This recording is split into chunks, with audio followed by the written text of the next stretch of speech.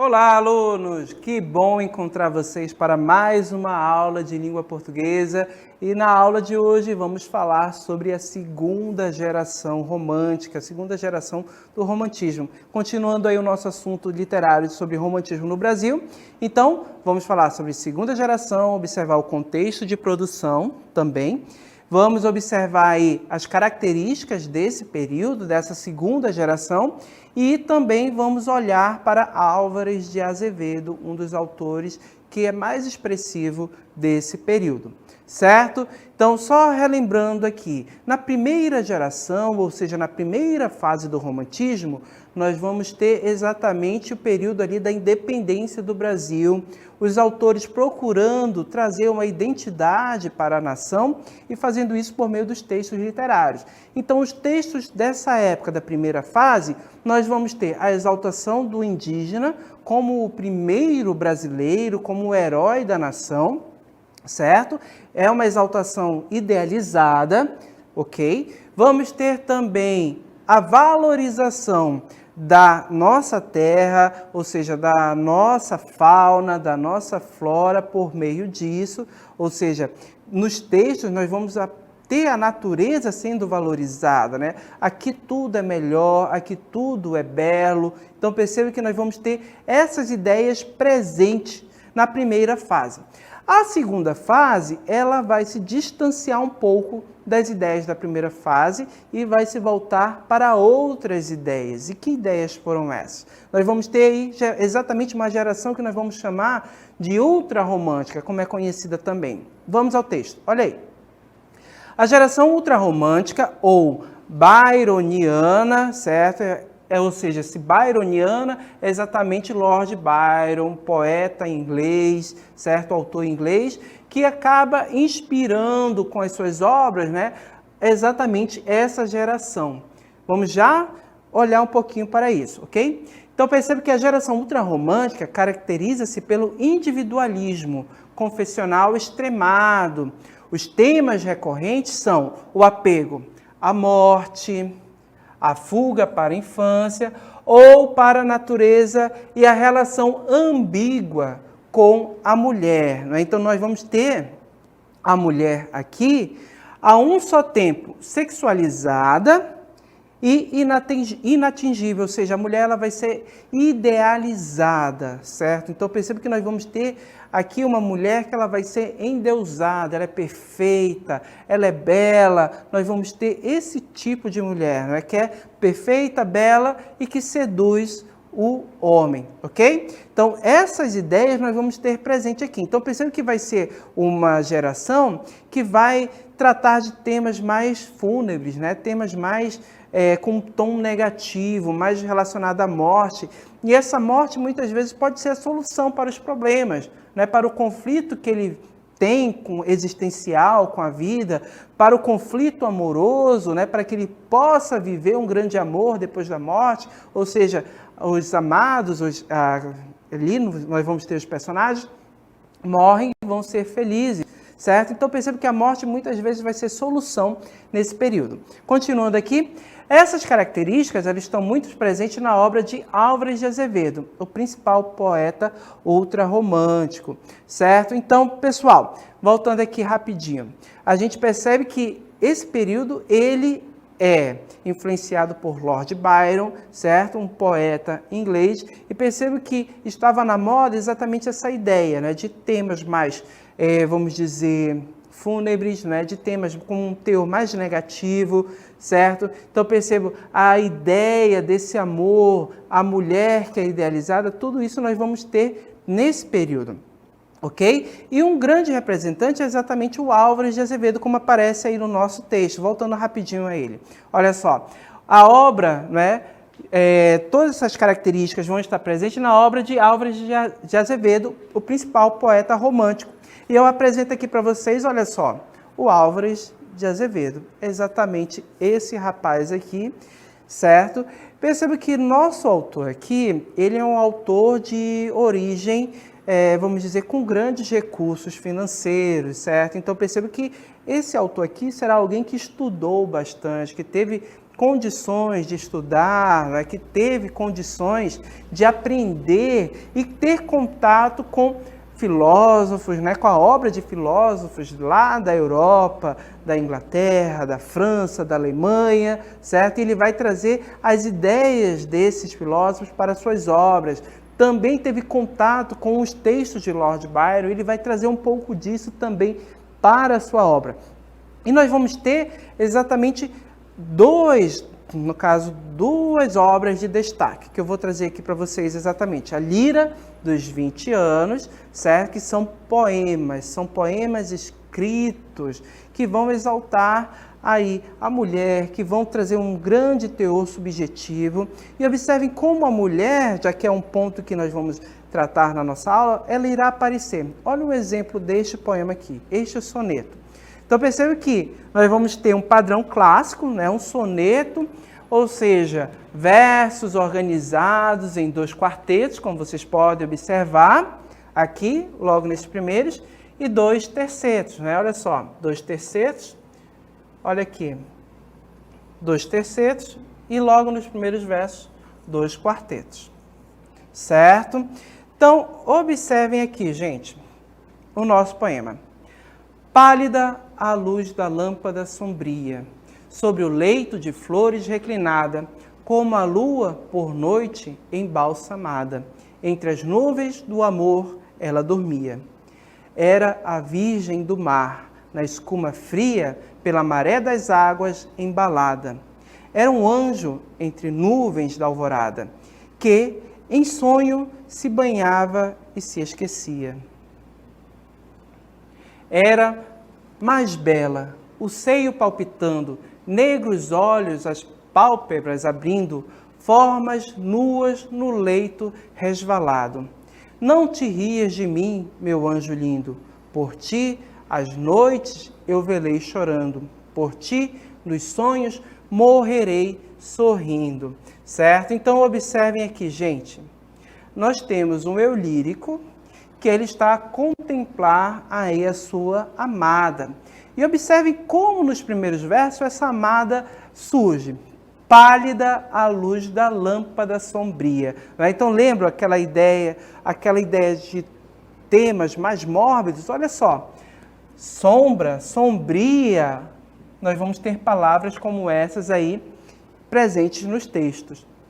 Sobre o leito de flores reclinada, com a lua por noite embalsamada, entre as nuvens do amor ela dormia, certo? Então percebe que a gente tem até um tom fúnebre aqui, pálida, né? Leito de flores, a lua embalsamada, né? Então a gente tem aquela ideia de morte já nos primeiros versos dessa mulher amada que está ali, né? De repente dormindo ou morta, e o eu lírico está a contemplar, a olhar para ela. Na sequência aqui, olha só, era a virgem do mar, na escuma fria, olha só, pela maré das águas embaladas. Era um anjo entre nuvens da alvorada. Observem como essa mulher é descrita. Anjo, né? Então percebam, pálida, um anjo, olha só, em que sonho se embalava, se banhava e se esquecia. Então observem, gente, percebam que nós já temos aqui uma idealização, né? Essa mulher que está sendo contemplada, né? Uma figura angelical. Então perceba que é esse tom de admiração, né? Essa mulher que na obra de Álvares de Azevedo, ela vai aparecer inatingível, ou seja, aquela mulher que ela é perfeita, né? Que ela é contemplada, mas ao mesmo tempo em determinadas situações ela está a seduzir, né? Ela seduz esse eu lírico, né? Então perceba que nós vamos ver isso nos próximos versos. Era mais bela, o seio palpitando, olhos negros, ou seja, negros olhos, as pálpebras abrindo, formas nuas no leito resvalando. Então observem, nós temos aqui um certo teor sensual, formas nuas, né? Então a gente tem essa mulher que ao mesmo tempo é inatingível, que é perfeita, que é idealizada, que é um anjo, né? E esse anjo a seduzir também o eu lírico, a chamar a atenção dele, a despertar desejos, né? Esse eu lírico que contempla, que vê essa mulher perfeita. E observe aqui nos últimos versos, não te rias de mim, meu anjo lindo. Olha só, anjo, ele continua com essa ideia angelical.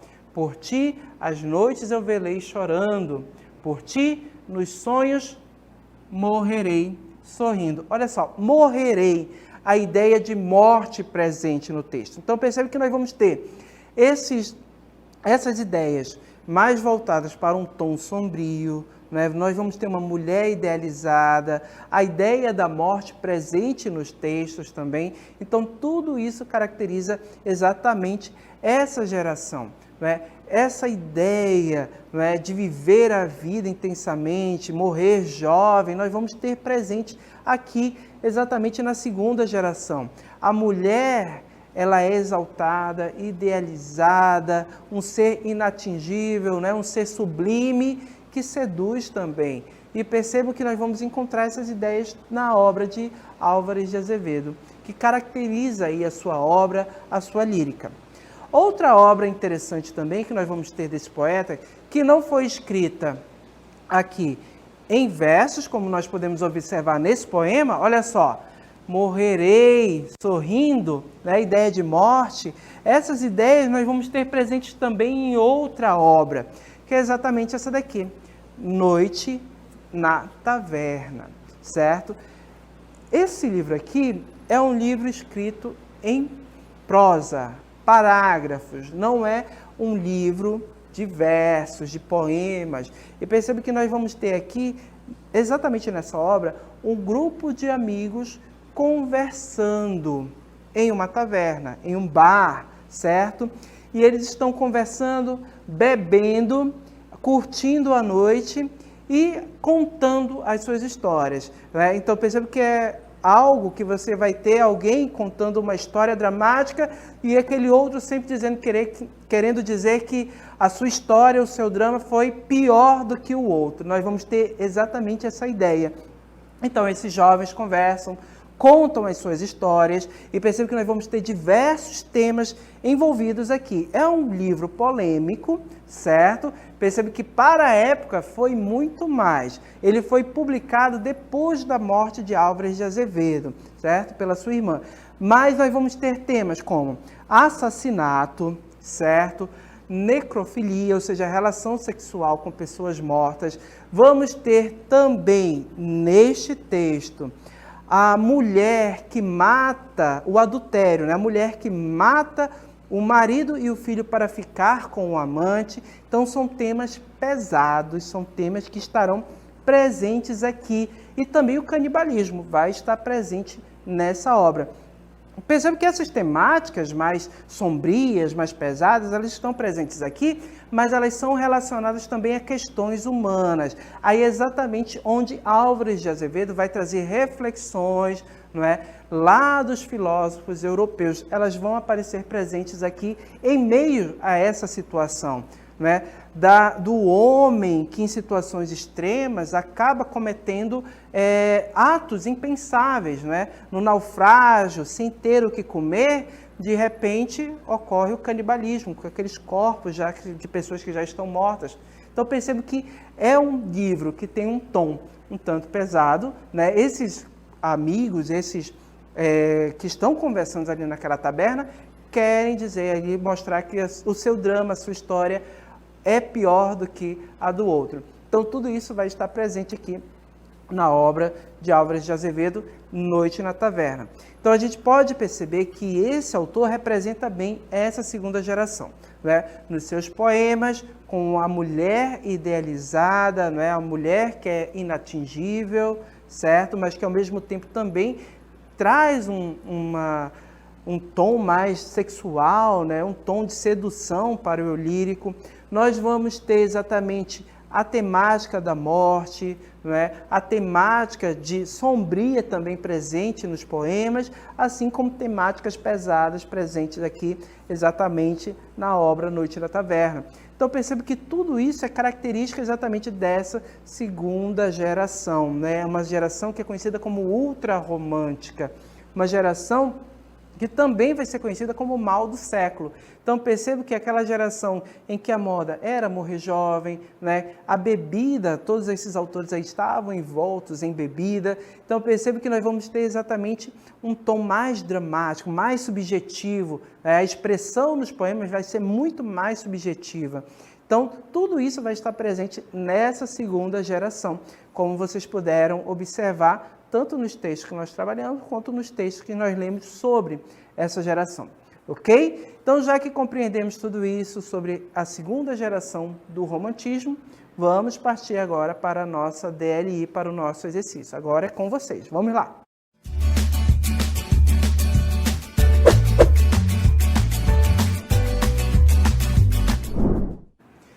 Muito bem, minha gente, então leiam o poema Teresa, é um poema de Álvares de Azevedo, e com base na leitura de vocês, procurem responder ao questionamento. Rapidinho, só mostrando o questionamento lá para vocês, olha só, com relação à figura feminina, no período do ultrarromantismo, nota-se no poema, a gente comentou sobre a figura feminina, sobre a mulher nesta fase, certo? Então, leiam com bastante atenção o texto e encontrem a alternativa correta. Bom exercício a todos e até daqui a pouco.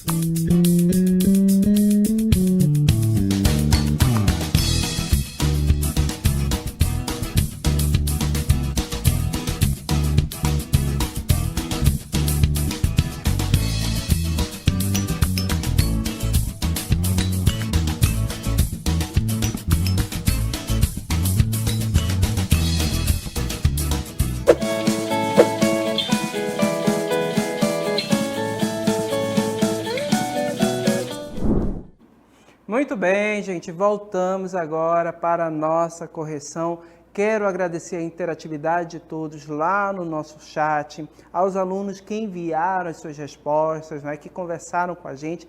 Agradeço a participação de todos. Caso vocês tenham dúvidas, vocês também podem enviar essas dúvidas lá no chat, que nós temos os nossos professores de plantão que vão auxiliar vocês. Tá bom? Vamos à nossa questão? Vamos corrigir. Acompanhem comigo aqui a leitura.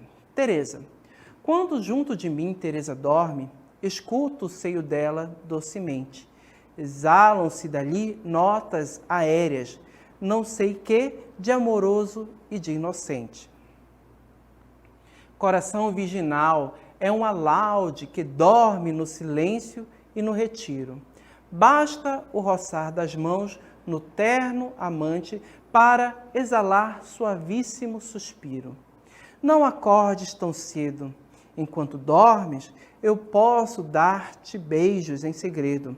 Mas, quando nos teus olhos raia a vida, não ouso te fitar e tenho medo. Enquanto dormes, eu te sonho amante, irmã de serafins, doce donzela. Sou teu noivo, respiro em teus cabelos e teu seio venturas me revela. Então, pessoal, observe que como ele apresenta Tereza para a gente, o que ele está visualizando. A questão, ela questiona exatamente com relação à figura feminina, ou seja, a mulher. A Tereza do nosso poema. No período do ultrarromantismo, nota-se no poema, vamos lá, letra A, uma idealização da mulher, B, uma descrição objetiva, C, uma quebra de padrões sociais, D, um desrespeito ao seu comportamento, ou letra E, uma preferência pela sua realidade. Vamos voltar ao poema. Como é que a mulher aparece aqui? Ou seja, a mulher é exatamente Tereza, a pessoa amada. Quando junto a mim Tereza dorme, observe, o nosso eu lírico está observando essa mulher dormir. Ele escuta o seio dela, há um cheiro bom, exalam-se dali notas aéreas, olha só, não sei que, olha só, de amoroso e de inocente. Observem, amoroso e inocente. Isso é Tereza, a mulher amada que está dormindo. Olha só, coração virginal, que dorme em silêncio no retiro. Então percebam, basta passar a mão, fazer um carinho em Tereza, que exala, olha só, suavíssimo suspiro. Olha só, a gente viu aqui, no verso anterior, inocente, certo? Coração virginal, não é? Suavíssimo suspiro, olha só, suavíssimo. A ideia de suave, brando. Ó, não acordes tão cedo. Enquanto dormes, eu posso dar-te beijos em segredo. Mas quando nos teus olhos raia a vida, não ouso te fitar, eu tenho medo. Então percebe que o eu lírico prefere o quê? Contemplar Tereza, contemplar essa mulher amada. E ao contemplar, ele observa o quê? A beleza, a inocência dessa mulher, né? O coração virginal, certo? E mais, a gente percebeu nessa estrofe que ele prefere a contemplação, certo? Enquanto dormes, eu te sonho. Olha só, ele sonha amante, irmãs de serafins. Olha só, Tereza, a mulher relacionada aos anjos, mais uma vez aqui neste poema. Doce donzela, sou teu noivo, respiro em teus cabelos e teu seio venturas me revela. Então percebam que nós temos exatamente aqui aquela mulher inatingível, ou seja, aquela mulher que ele está contemplando, inalcançável, que é perfeita, certo? E que ele prefere contemplar ela desse modo, dormindo, porque ela é perfeita, a sua beleza, ela é doce, ela é um anjo. Então a gente tem aqui, que ideia nós vamos ter, ou seja, que alternativa vai trazer essa ideia para a gente do poema? Olha só, letra A, uma idealização da mulher, a gente pode dizer que Tereza foi idealizada? Sim, ela foi idealizada. Percebam que a ideia do sonho, a ideia dela ser relacionada ao anjo, a anjos, né? Então, tudo isso é idealização. E é exatamente o que ocorre nos poemas, a figura feminina nos poemas desse período, né, do ultrarromantismo, nos poemas de Álvares de Azevedo, é idealizada, né? Não é uma mulher real, é aquela mulher contemplada, perfeita. Então, a alternativa aqui correta é exatamente a letra A. Olha só, a gente tem uma descrição objetiva? Não, é exatamente muito mais subjetivo no nosso poema. Temos uma quebra de padrões sociais? Não, Teresa é perfeita, gente, certo? Então não poderia ser a letra C. Um desrespeito ao seu comportamento? Também não, a gente não tem essa ideia. Uma preferência pela sua realidade? Ao contrário, o eu lírico prefere contemplar ela dormindo, porque dormindo ali ela é perfeita, ela é angelical, ele sonha com ela. Então não há uma preferência pela sua realidade, mas sim uma idealização. Alternativa correta, letra A, confirmando aí, olha só o gabarito, letra A e o comentário, o eu lírico tem dificuldades em lidar com o amor no plano real, ou seja, ele prefere contemplar Teresa dormindo. No sono ou no sonho, a amada permanece idealizada. Acordada, a donzela confronta o eu lírico e o amedronta. A gente viu isso lá no verso, continue dormindo, né? Então perceba que quando ela está acordada, que olha para ele, ele tem medo. Ele prefere aquela mulher idealizada. Ok? Agradeço a participação de todos e aguardo vocês em uma próxima oportunidade. Até lá, gente!